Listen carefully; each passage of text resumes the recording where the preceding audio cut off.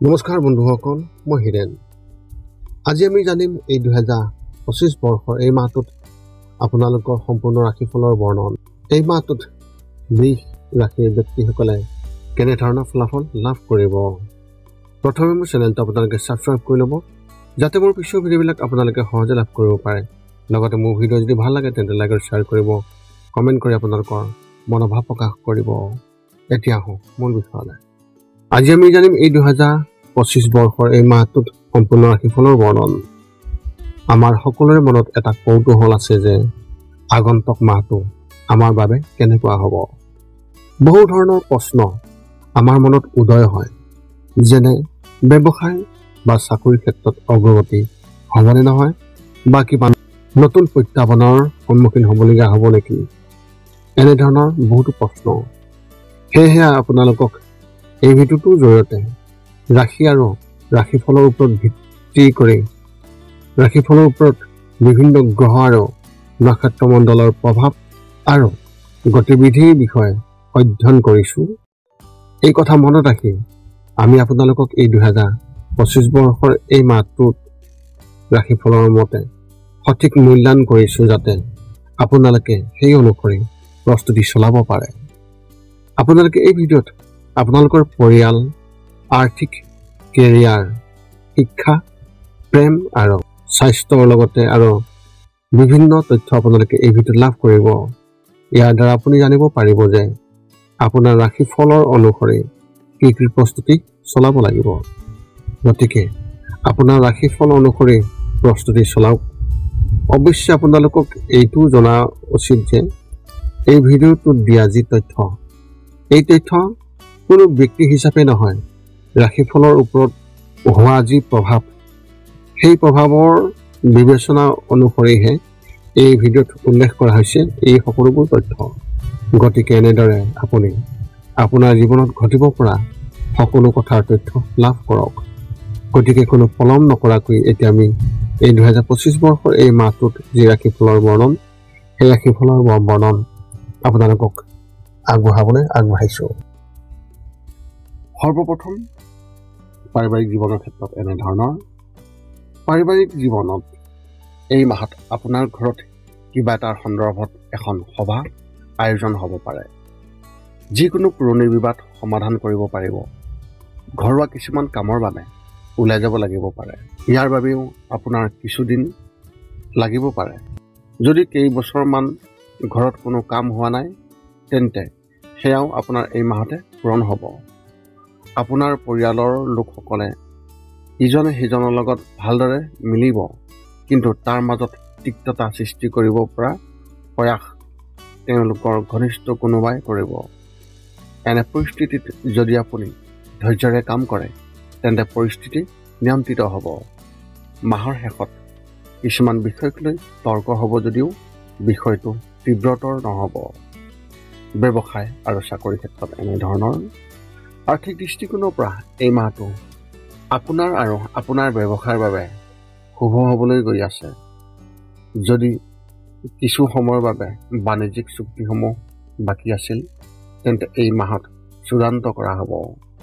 আপোনাৰ কামত সকলোৱে আপলোড হ'ব আৰু বজাৰত নতুন বন্ধুত্ব গঢ়ি তুলিব।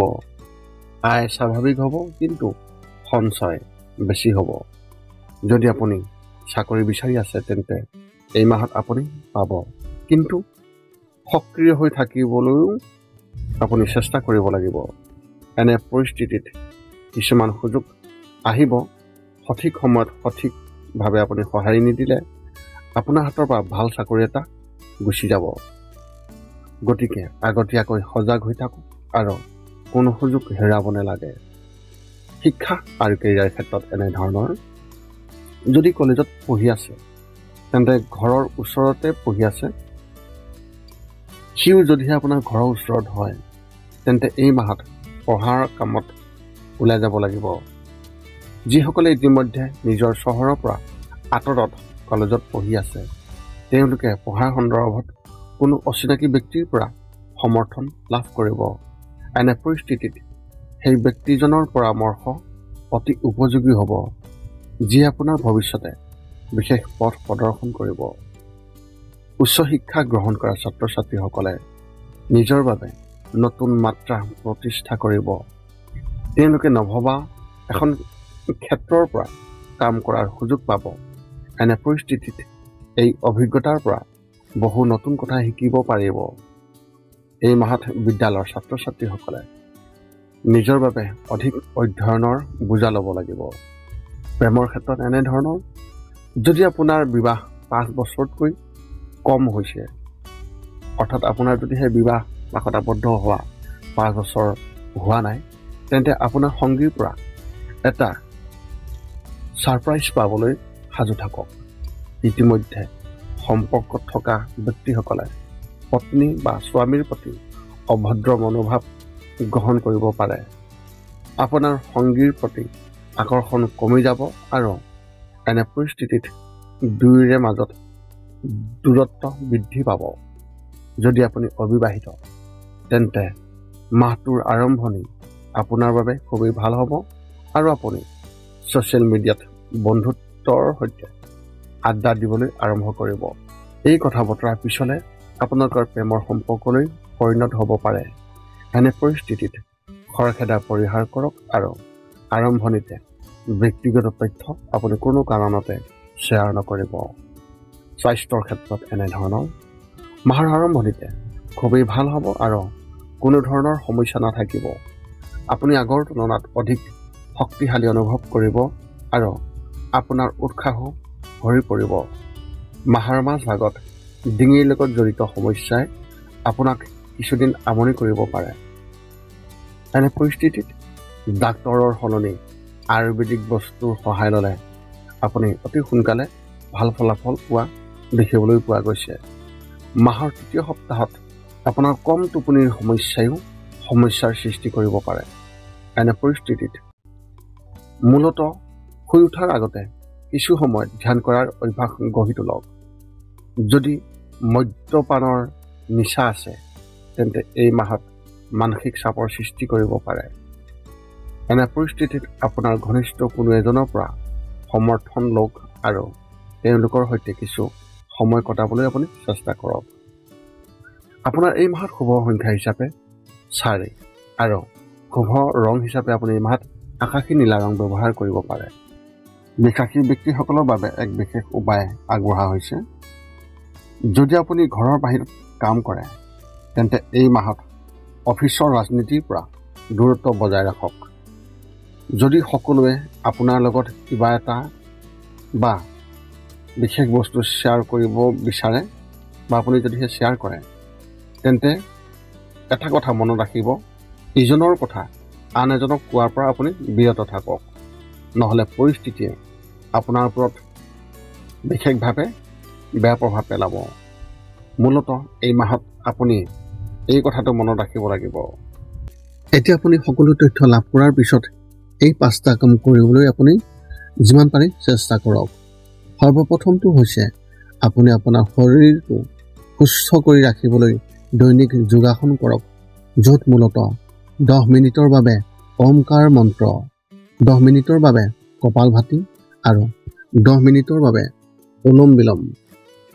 ইয়াৰ লগে লগে আপোনাৰ শাৰীৰিক আৰু মানসিক স্বাস্থ্য একেবাৰে নিখুঁত হৈ থাকিব।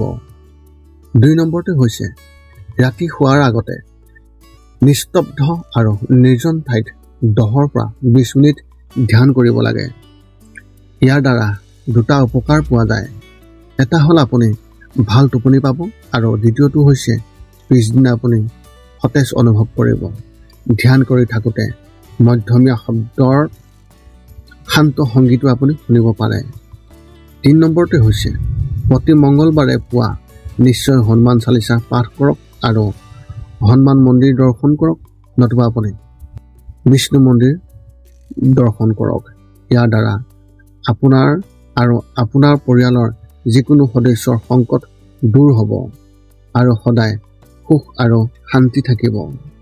4 নম্বৰটো হৈছে ঘৰৰ বাহিৰত গৰু আৰু কুকুৰক প্ৰতিদিনে আপুনি পাৰিলে খাদ্য খুৱাব লাগে। খাদ্য খোৱাওক আৰু যদি পাৰে চৰাই চিৰিকটি আদিকো খাদ্য আৰু পানীৰ যোগান ধৰক। এই পৃথিৱীখন যিমান আমাৰ সিমানেই সিহঁতৰো। নিতৌ ইহঁতক খুৱাই আমি তেওঁলোকৰ পৰা এক আশীৰ্বাদ লাভ কৰিব পাৰোঁ আৰু আমাৰ ওপৰত থকা গ্ৰহবোৰৰ কুপ্ৰভাৱ দূৰ হ'ব। সদশেষত 5 নম্বৰটো হৈছে আপুনি পাৰিলে মাজে মাজে চৌপাশৰ দুখীয়া ব্যক্তিসকলক আপুনি পাৰিলে সহায় কৰক আৰু ভোকাতুৰ ব্যক্তিসকলক আপুনি পাৰিলে খুৱাবলৈ চেষ্টা কৰক। এয়া আছিল এই 2025 বৰ্ষৰ ফেব্ৰুৱাৰী মাহটোত বৃষ ৰাশি ব্যক্তিসকলে লাভ কৰিবলগীয়া সম্পূৰ্ণ ৰাশিফলৰ বৰ্ণন। যদি আপোনাৰ মনত এতিয়াও কিবা জ্যোতিষ সম্বন্ধীয় প্ৰশ্ন আছে তেন্তে আপুনি আমাক আপোনালোকৰ প্ৰশ্ন কমেণ্ট বক্সত আমাক আগবঢ়াওক আৰু আমি আপোনালোকৰ প্ৰশ্নৰ উত্তৰ সকলো সময়তে দিবলৈ আমি সাজু থাকোঁ। যদি আপোনাৰ এই ভিডিঅ'টো ভাল লাগিছে তেন্তে লাইক আৰু শ্বেয়াৰ কৰিব, কমেণ্ট কৰিব। পুনৰ লগ পাম অন্য এটা ভিডিঅ'ত। আজিলৈ ধন্যবাদ।